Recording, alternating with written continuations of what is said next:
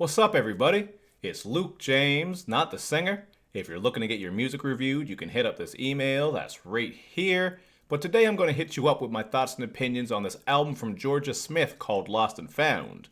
Now, Jorja Smith is an R&B singer out of the UK who's made a lot of waves not only by working with Drake, but also with her work on the Black Panther soundtrack. This is a girl who has a very beautiful voice, and one song of hers in particular that really caught my attention is On My Mind. That one is just an all-out banger, so I was really looking forward to hearing what she'd be bringing on this project. Thankfully, she didn't disappoint, and I would say this is one of my favorite projects this year. So, the first song we're going to start with is Blue Lights. This is one of the singles, and what I like about this is the keys on it, man. This beat is very hypnotic. It has a little bit of a nighttime / lullaby feel to it, and you're also getting some very nice hip-hop drums on here as well. Great production.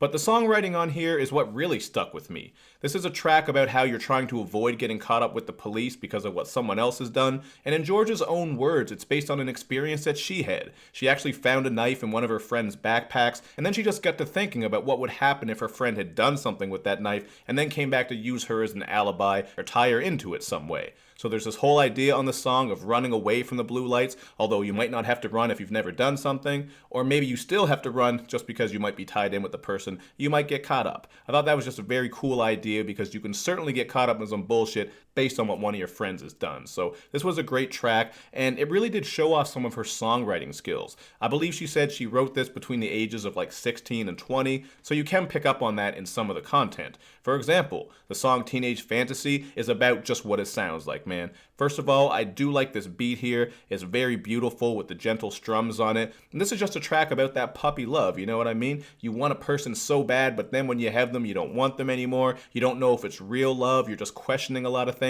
And I think she does a good job of painting that picture. She even brings up how some of her family members have warned her about some of these guys out there. You know what I mean? You got to think, do you really see yourself being with this person forever? Is this someone you could be with for the rest of your life and really build with? Because you know what it's like when you're young and you've got those teenage fantasies. You're getting caught up in shit, you don't fully understand love, and you're still trying to figure it out. So I thought there was a certain innocence to this track, and that was great, man. It really tied in with the idea of teenage fantasy. I think it's something that a lot of people will be able to relate to.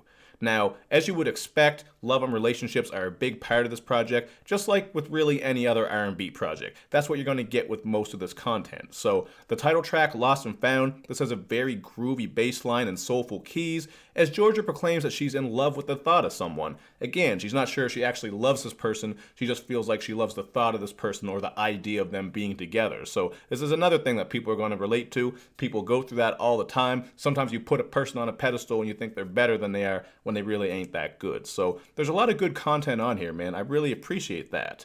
Then on Where Did I Go, she's moving out of a relationship and just, she's found herself and she's done with it. And this is another great beat with stand-up bass and gentle keys. Just a lot of great production all over this thing. I really love the way it all came together.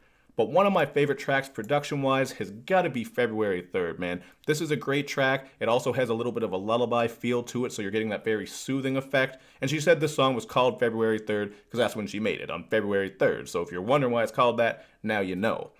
This track also has some deep bass underneath it, so it's a low-key banger. And it's the same thing with the song Wandering Romance. This one is just an all-out night rider, the type of shit you'd listen to when you're going out on the late-night creep or to pick up some ass or something like that. I ain't talking about creeping for hookers, man. I'm talking about like a booty call or something like that. Or maybe you're out here trolling. I don't know what you're doing. But this is a great track, man. It's got a creeping bass line on it. And this one really has some nice vocal layers on it. I don't know who it is that was helping her out on there, but this whole song just has a very sultry and sexy feel to it. So I like what she went with there.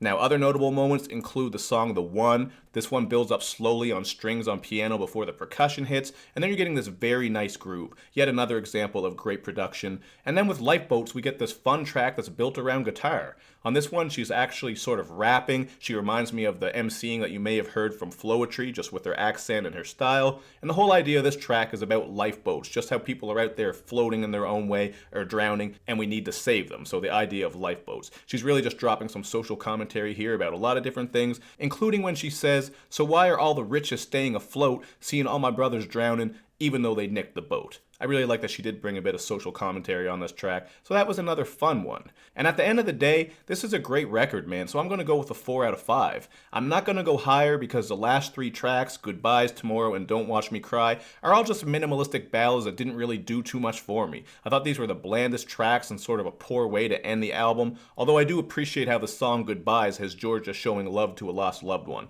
That's something that I can't hate on, but still, man, these tracks are just your typical minimalistic piano and guitar ballads. Nothing too heavy or special, but they do show off her voice a little bit, so I can feel that. But hey man, there you go, testing out the new setup. This might have been a bit rocky because I'm going to have to get comfortable with how all this shit is. It's kind of confusing, you know what I mean? I got my notes here, there's a big light here, this back here. It's going to take a while to get it right, but I had to do it eventually, man, so hopefully it looks alright. You guys can let me know if you like this setup so far. I'm still figuring it out, and let me know what you think of this record, of course. Thank you for watching, everybody. I will see you next time.